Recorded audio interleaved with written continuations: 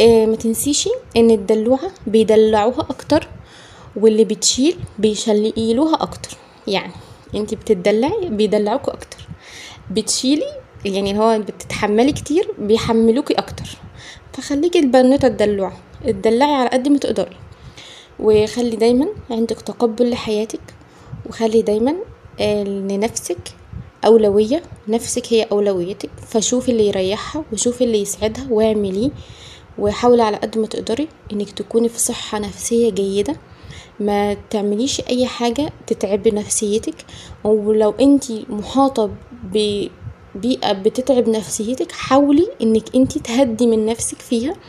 يعني مثلا لو انتي طول الوقت حاسه نفسك انك انتي متنرفزه، طول الوقت حاسه نفسك انك انتي متعصبه، لا، حاولي انك تهدي من نفسك، حاولي تقللي عصبيتك على قد ما تقدري.